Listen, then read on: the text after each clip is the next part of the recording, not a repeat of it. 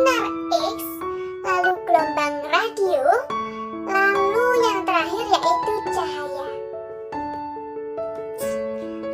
Biolistrik sendiri juga dapat didefinisikan menjadi energi yang dimiliki oleh setiap manusia yang bersumber dari ATP, adenosin triphosphate, di mana ATP ini dihasilkan oleh salah satu energi yang bernama mitokondria melalui proses respirasi sel. Biolistrik juga merupakan fenomena sel-sel. Sel-sel mampu menghasilkan potensi listrik yang merupakan lapisan tipis muatan positif pada permukaan luar dan lapisan muatan negatif pada permukaan dalam bidang batas atau membran. Untuk kemampuan sel saraf atau sel neurons mengantarkan isyarat biolistrik yang sangat penting. Transmisi sinyal biolistrik atau biasa disebut TSB, transmisi sinyal biolistrik, mempunyai sebuah alat yang dinamakan dendris yang berfungsi menstaminisi isyarat dari sensor ke neuron. Untuk materi yang kedua yaitu tentang macam-macam gelombang biolistrik. Untuk macam-macamnya berdasarkan medium rampatannya. Untuk berdasarkan medium rampatannya, gelombang biolistrik tersebut akan dibagi menjadi berapa? Ayo, menjadi dua bagian, yaitu untuk bagian yang pertama yaitu gelombang mekanik, dan bagian yang kedua yaitu bagian gelombang elektromagnetik. Untuk macam-macam gelombang, yang pertama tadi yaitu yang pertama yaitu tentang gelombang mekanik. Apa itu gelombang mekanik? Gelombang mekanik yaitu gelombang yang membutuhkan medium. Gelombang tidak akan pernah terjadi. Gelombang yang termasuk gelombang mekanik ini adalah gelombang bunyi, lalu gelombang tali, lalu gelombang air laut. Yang termasuk gelombang mekanik tadi apa aja? Ayo. Yang pertama saya ulangi lagi, yaitu gelombang bunyi, lalu yang kedua yaitu gelombang tali, lalu yang ketiga yaitu gelombang air laut. Baik, untuk materi yang pertama yaitu tentang pengertian atau definisi dari biolistrik sendiri. Untuk pengertian dari biolistrik yaitu biolistrik adalah ilmu yang mempelajari tentang potensial listrik pada organ tubuh. Pada biolistrik terdapat dua aspek. Yang pertama yaitu aspek kemagnetan, lalu yang kedua yaitu aspek listrikan. Aspek ini timbul pada tubuh manusia, tidak hanya berhubungan erat satu sama lain, tetapi juga bekerja sama dalam menanggapi perubahan lingkungan, baik pada lingkungan yang ada di luar maupun lingkungan yang ada di dalam.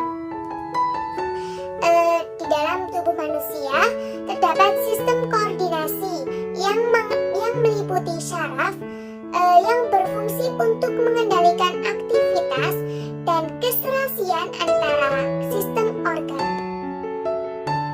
Baik, untuk macam-macamnya tadi kan berdasarkan medium rampatannya. Lalu yang ini, untuk materi yang ini yaitu berdasarkan arah getar dan arah rampatannya. Untuk arah getar dan arah rampatannya di gelombang biolistrik juga akan terbagi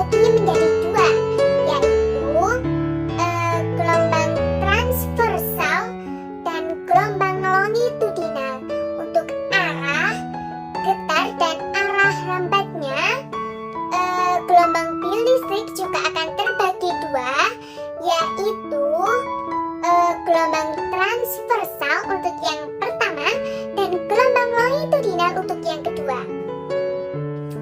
Baik, siapa tahu di sini apa itu pengertian dari gelombang transversal? Di sini saya akan menjelaskan tentang pengertian dari gelombang transversal. Untuk pengertian dari gelombang transversal sendiri adalah gelombang yang arah getarannya itu tegak lurus dengan arah rambatannya. Jadi tegak lurus dengan arah rambatannya. Contohnya gelombang transversal ini yaitu gelombang tali, lalu gelombang cahaya, lalu seismik, sekunder, dan sebagainya. Untuk yang kedua yaitu gelombang longitudinal. Untuk gelombang longitudinal yaitu gelombang yang arah getarannya sejajar dengan arah rambatannya. Untuk yang transversal tadi itu kan tegak lurus dengan arah rambatannya. Untuk yang longitudinal yaitu sejajar dengan arah gerakannya, arah rambatannya. Untuk ciri-ciri gelombang longitudinal ini yaitu mereka memiliki rapatan dan renggangan. The example is longitudinal adalah gelombang bunyi sepegas dan seismik primer.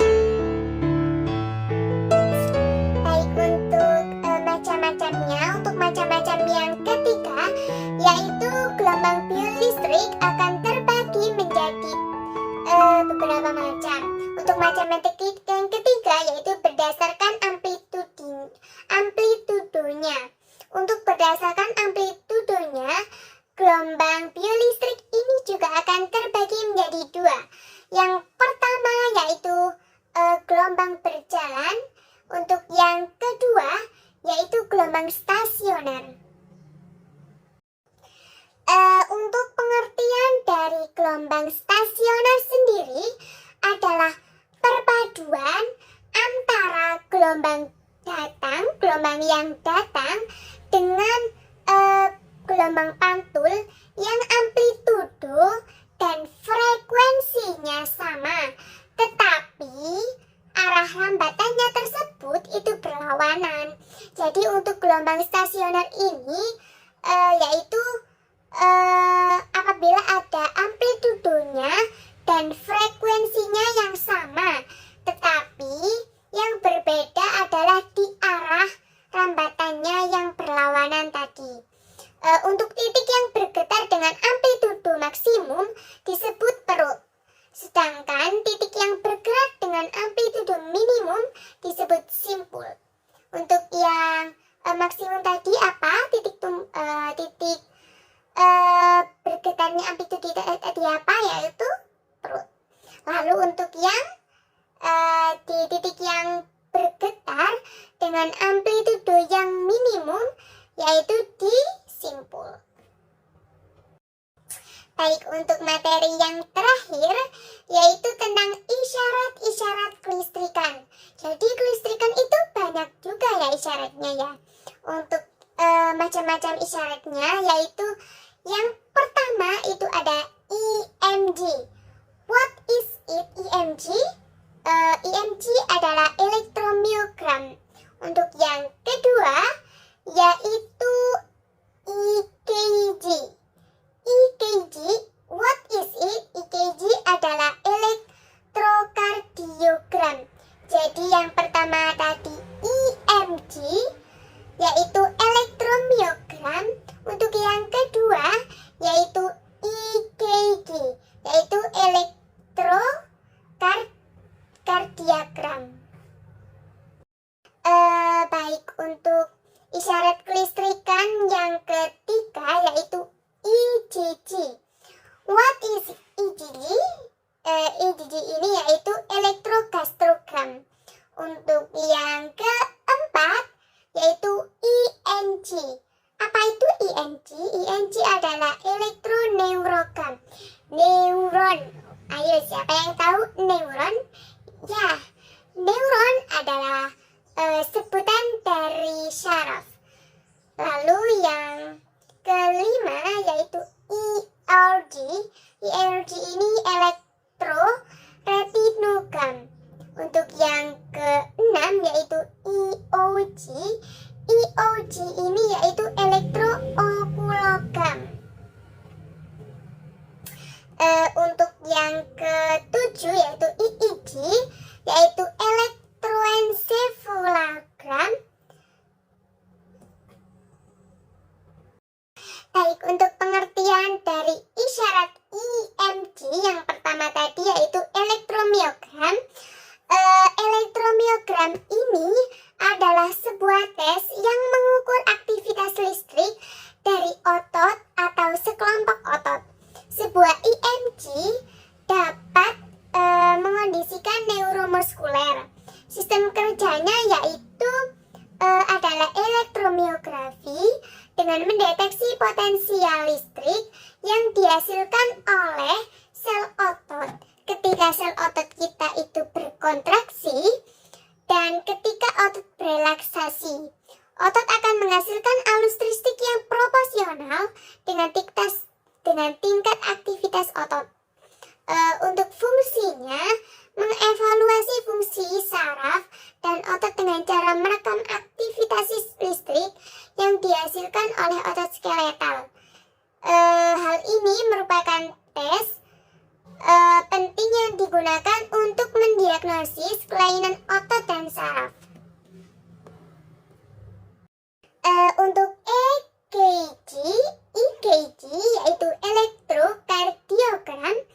Untuk elektrokardiogram, EMG merupakan rekaman aktivitas kelistrikan jantung yang ditimbulkan oleh sistem eksitasi dan konduktivitas khusus. Sistem kerja EKG adalah merekam sinyal elektrik yang berkaitan dengan aktivitas di jantung dan menghasilkan grafik rekaman tegangan listrik terhadap waktu.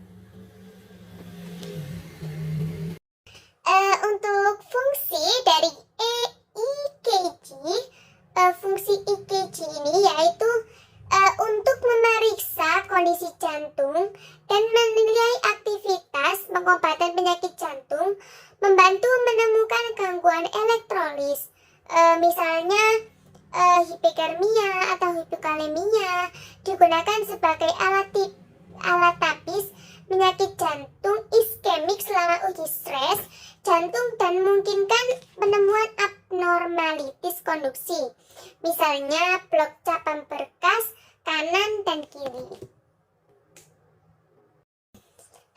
Baik, untuk pengertian yang ketiga yaitu tentang EGG. EGG ini yaitu elektrogastrogram. EGG merupakan suatu gerakan yang terjadi pada otot-otot pada saluran pencernaan yang menimbulkan gerakan semacam gelombang sehingga menimbulkan efek menyedot atau menelan makanan yang masuk ke dalam saluran pencernaan. Untuk sistem kerja sendiri dari EGG yaitu elektrokode yang ditempelkan pada bagian atas perut, monitor aktivitas listrik yang dihasilkan oleh otot lambung, dan berfungsi untuk memperbaiki aktivitas pencantik pada lambung. Untuk yang keempat yaitu tentang ENG. ENG ini yaitu elektroneurogram. Untuk elektroneurogram adalah sebuah alat untuk mengukur kelistrikan syaraf yang dapat menghasilkan data kelistrikan. Untuk sistem kerjanya yaitu dengan menempatkan elektroda di jaringan syaraf. Aktivitas listrik yang dihasilkan oleh neuron akan dicatat oleh elektroda dan dikirim ke sistem akuisisi yang biasanya memungkinkan untuk memvisualisasikan aktivitas neuron. Untuk setiap garis vertikal dalam elektroneurogram mewakili satu potensial akti syaraf. Bergantung pada presisi elektroda yang digunakan untuk merekam aktivitas satu neuron neuron sehingga aktivitas satu neuron sampai beberapa ribu neuron. Untuk para peneliti mengadaptasi kecepatan atau ketetapan atau akuratnya elektroda mereka untuk memfokuskan pada aktivitas satu neuron atau pada aktivitas umum sekelompok neuron atau kedua strategi memiliki kelebihan. Fungsi ENG atau elektroneurogram, yaitu untuk fungsi ini dapat digunakan untuk mengukur aktivitas kelistrikan dari sel-sel saraf di otak, terutama pada area sentral dan perifer. Untuk isyarat kelistrikan yang lainnya, yaitu contohnya adalah ERG. Untuk ERG ini yaitu elektroretinogram. Untuk elektroretinogram ini adalah suatu bentuk kompleks potensial biolistrik yang ada pada retina mata yang dikerjakan melalui rangsangan cahaya pada retina mata kita. Untuk sistem kerjanya sendiri dari ERG atau elektroretinogram, yaitu pada sistem uji ERG pasien akan memakai tambalan mata dan duduk dalam ruangan gelap selama kurang lebih 30 menit. Kemudian para peneliti akan menempelkan elektroda ke dahi pasien dan tidak menimbulkan rasa sakit. Begitu juga semua pengguna elektroda dalam tes ini. Untuk setelah itu, tambalan pada mata akan dilepaskan. Permukaan mata pasien akan mati rasa dengan tetes mata dan lensa kontak yang akan ditempelkan pada sekitar mata pasien.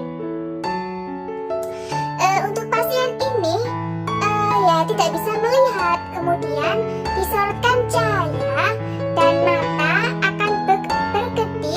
Yang berkedip itu adalah lensa kontak pada mata ketika disorot cahaya. Lalu apa sih fungsi dari ERG ini? Untuk fungsi dari ERG ini yaitu untuk mencatat bentuk kompleks potensial biolistrik yang terdapat pada arah retina mata yang dikerjakan melalui rangsangan cahaya pada retina mata kita. Baik, untuk istilah kelistrikan yang lainnya, salah satu diantaranya yaitu EOG. What is it EOG? EOG adalah elektrookulogram. Apa sih elektrookulogram itu? Elektrookulogram adalah sebuah pengukuran atau pencatatan berbagai potensial pada kornea retina sebagai akibat perubahan posisi dan gerakan mata pada saat sistem kerja. Untuk sistem kerjanya sendiri dari EOG adalah didefinisikan pada pengukuran ini sepasang elektroda dilekatkan di kedua sisi mata. Untuk potensial EOG didefinisikan sebagai 0 untuk mata yang melihat lurus ke depan. Ke titik rujukan 0, EOG memberikan informasi tentang orientasi mata. Selain itu, kecepatan angular dan percepatan angularnya juga dapat ditentukan. Elektrookulografi lebih banyak digunakan untuk penelitian yang telah digunakan. Untuk penelitian ini telah dilakukan banyak studi atau studi EOG untuk menentukan efek obat pada gerakan mata. Untuk gerakan mata pada saat di waktu tidur dan sewaktu